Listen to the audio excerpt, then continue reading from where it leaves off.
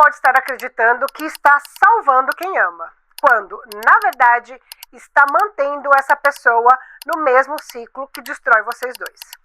Quanto mais você cobre, paga, protege e tenta impedir a queda, menos o outro sente o peso real das próprias escolhas. E mais, você afunda junto nessa exaustão sem fim. O que parece cuidado pode ser o coração da codependência, uma necessidade de controle disfarçada de amor, que rouba a sua identidade e adia a cura dele. E aqui está o ponto mais duro de encarar. Enquanto você for o paraquedas, ele talvez nunca veja motivo para parar de pular. Então a pergunta não é só porque ele não muda, a pergunta é por que você continua tentando salvá-lo ao custo da sua própria vida. Como esse salvamento silencioso alimenta o vício. E por que soltar a corda assusta tanto, mesmo quando você já está no limite? E será que parar de salvar pode ser justamente o primeiro ato real de amor e cura? Antes de responder, a gente precisa encarar a lógica deste ciclo.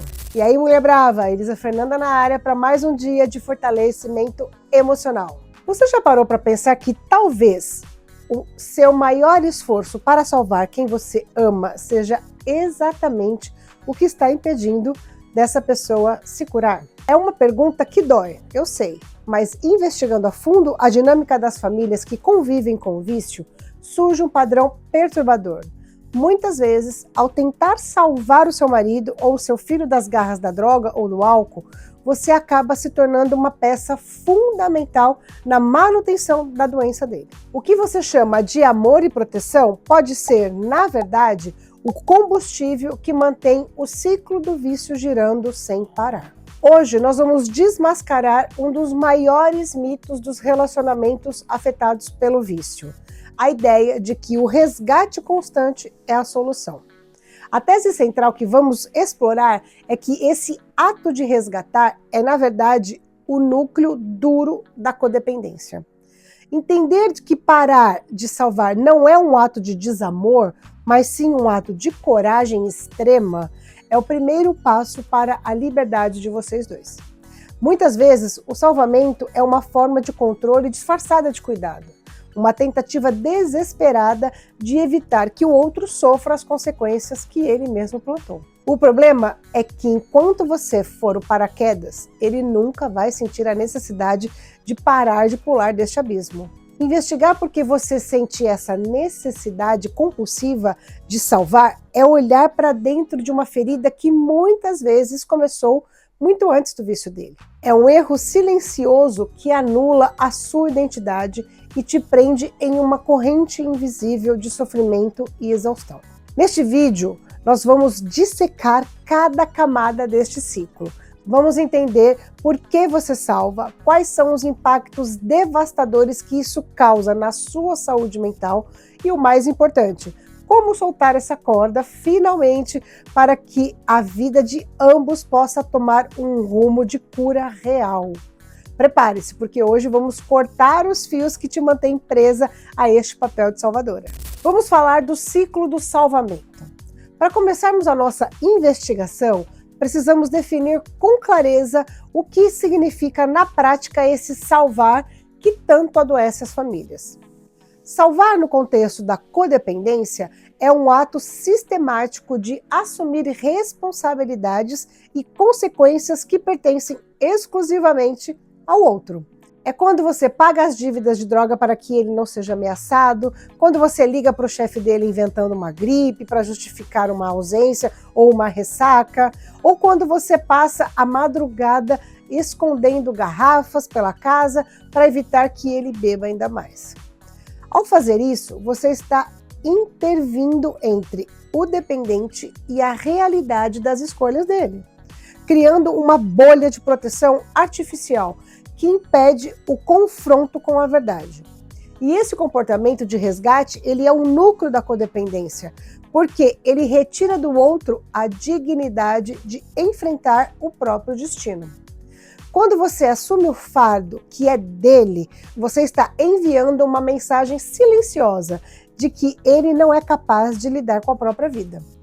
Investigando os relatos familiares, percebemos que esse salvamento silencioso é exaustivo.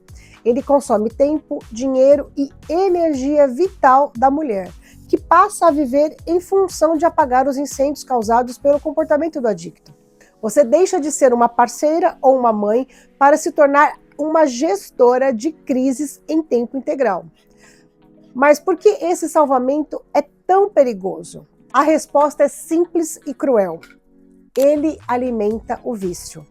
Ao remover as consequências naturais das escolhas do dependente, você está retirando dele o maior motivador para a mudança. Se ele se comporta de forma abusiva, mas você justifica para a família e para os amigos que ele sente o peso do isolamento social, sem sentir o peso, não há motivo para mudar. O salvamento funciona como um amortecedor que mantém o dependente confortável dentro da própria doença, enquanto você se desintegra tentando segurar as pontas. Essa dinâmica cria o que chamamos de ciclo de hipervigilância e controle. Como você acredita que o bem-estar dele depende exclusivamente das suas ações, você entra em um estado de alerta constante, 24 horas por dia. O seu ouvido fica treinado para o som da chave na porta, para o tom da voz dele ao telefone, para o brilho nos olhos que indica se ele usou algo ou não. Você tenta prever cada passo, evitar cada gatilho, controlar cada amizade dele. E essa tentativa de controlar o incontrolável gera o esgotamento emocional sem precedentes e uma culpa crônica, pois quando ele inevitavelmente recai, você se sente fracassada, como se não estivesse vigiando o suficiente. A grande ilusão da codependente é acreditar que o seu esforço máximo pode ajudar o outro. Você se convence de que, se for mais paciente, se for compreensivo bastante, se for vigilante necessária, ele finalmente vai enxergar o que está fazendo e parar. Mas a verdade investigada pela psicologia é que o único comportamento que qualquer ser humano controla é o próprio. Ao focar toda a sua energia em mudar o dependente, você abandona a única pessoa que pode realmente salvar: você mesma. Essa inversão de prioridade é o que mantém a jaula invisível trancada do lado de dentro. Os impactos na saúde mental da mulher que vive este ciclo são profundos e muitas vezes irreversíveis se não houver intervenção. O salvamento contínuo leva a quadros graves de depressão e ansiedade severa, pois a vida se torna uma sucessão de traumas e decepções. Além disso, surgem as doenças psicossomáticas. O corpo começa a gritar o que a alma não aguenta mais carregar. São enxaquecas, dores musculares, problemas digestivos, insônia e tudo fruto do estresse crônico de viver em um campo minado. A perda de identidade é o estágio final. Você olha no espelho e não sabe mais quem é aquela mulher, além do papel de cuidadora de um viciado. Mas por que é tão difícil parar de salvar?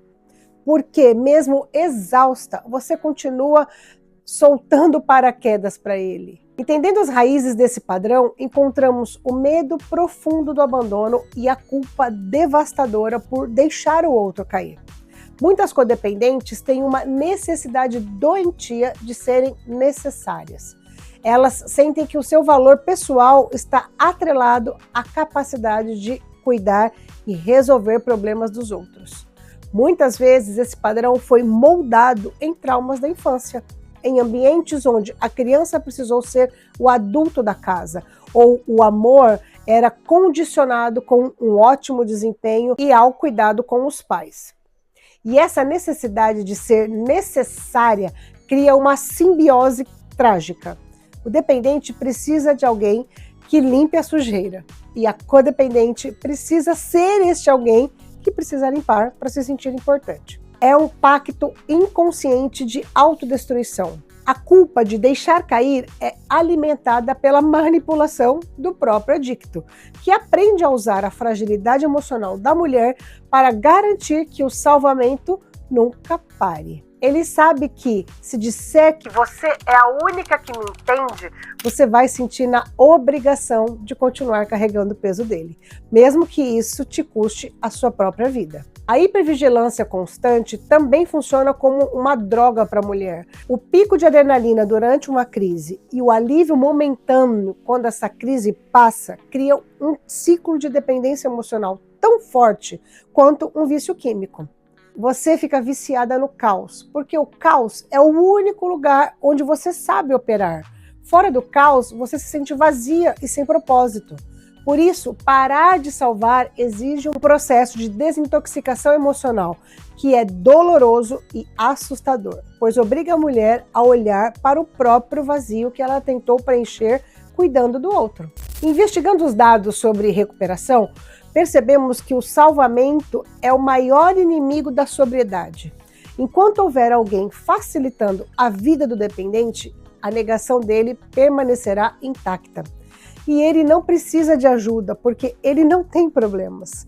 Quem tem os problemas é você, que paga as dívidas e limpa o vômito. Ao parar de salvar, você não está sendo cruel, você está finalmente permitindo que a realidade bata a porta dele. E a realidade é o único remédio capaz de quebrar a negação do viciado. Você deixa de fazer planos para o seu futuro, deixa de investir na sua carreira, deixa de cuidar da sua aparência e da sua saúde porque não tem tempo ou não tem cabeça para isso. A vida fica em suspenso, aguardando uma melhora dele que nunca chega de forma definitiva. Você se torna uma sombra, uma extensão da doença alheia, perdendo o direito de ser protagonista da sua própria história. Esse autoabandono é a face mais triste da codependência. A ilusão de controle também se manifesta na tentativa de curar o outro através da informação. Você lê livros, assiste vídeos, procura clínicas, tudo para ele, mas ele não quer. E olhando essa dinâmica de poder nessas relações, vemos que o dependente detém o controle através da sua fraqueza e você tenta detê-lo através da sua força. É uma luta onde ambos vão perder. E a verdadeira força não está em carregar o outro nas costas, mas em ter a coragem de soltá-lo, para que ele possa aprender a caminhar com as próprias pernas, mesmo que isso signifique que ele tropece no início. O impacto geracional também não pode ser ignorado.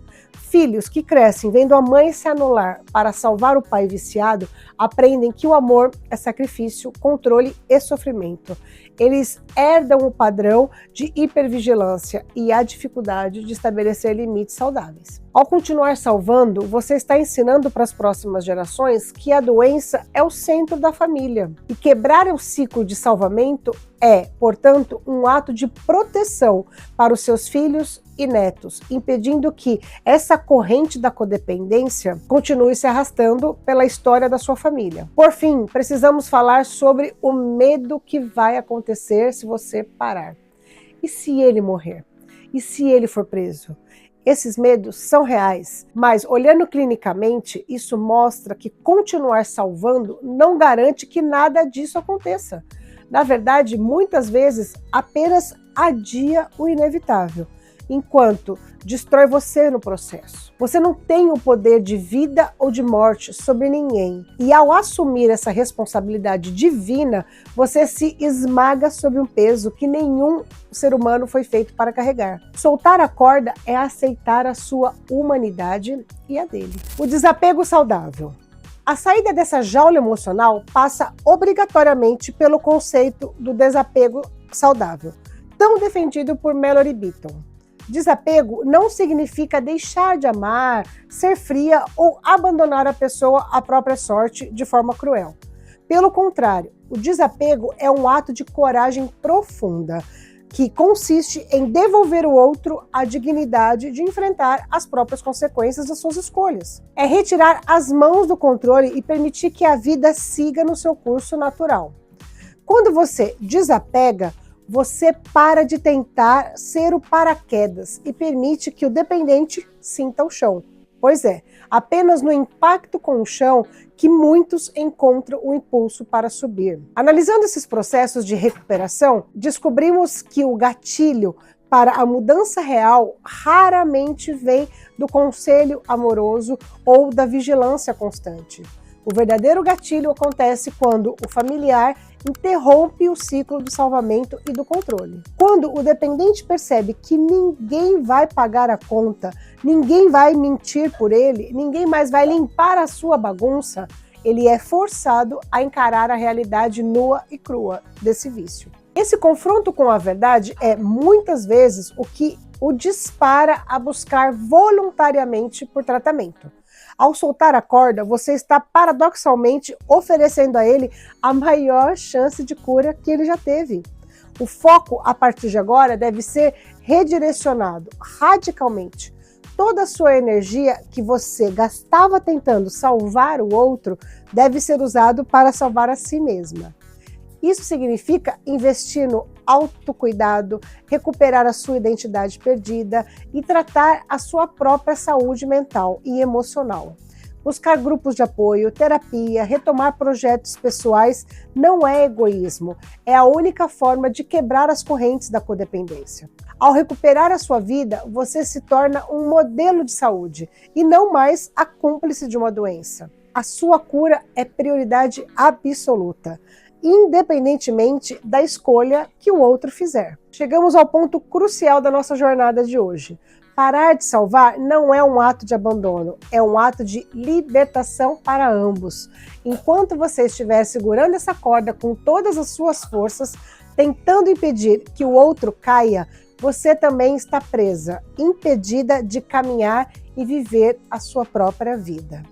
Parar de salvar é permitir que a vida de ambos finalmente comece a funcionar de forma real, baseada na verdade e na responsabilidade individual. Você está pronta para soltar a corda e enfrentar o medo e o desapego saudável é o único caminho que leva à cura verdadeira. Cura para o dependente que finalmente terá a oportunidade de encarar as consequências e buscar ajuda por conta própria. E a cura para você, mulher brava, que recupera o direito de respirar, de sonhar, de ser dona do seu próprio destino. Lembre-se, você não pode carregar o mundo nas costas e tentar fazer isso só vai quebrar a sua coluna. A liberdade está a um soltar de mãos de distância. E se esse vídeo fez sentido para você e se você sentiu que é hora de mudar essa dinâmica, comente aqui embaixo, vou soltar a corda. E compartilhe este conteúdo com aquela amiga ou familiar que você sabe que também vive exausta, tentando salvar alguém. E se inscreva no canal para não perder os próximos vídeos de fortalecimento e transformação. Bem, eu sou Elisa Fernanda, terapeuta familiar, especialista em codependência e independência emocional. Eu atuo com mulheres que têm os seus relacionamentos afetados por vício e compulsão dos seus maridos e filhos. E até o próximo vídeo. Tchau! Mas lembre-se, você não nasceu para viver como uma sombra da doença de ninguém. Você nasceu para ser brava.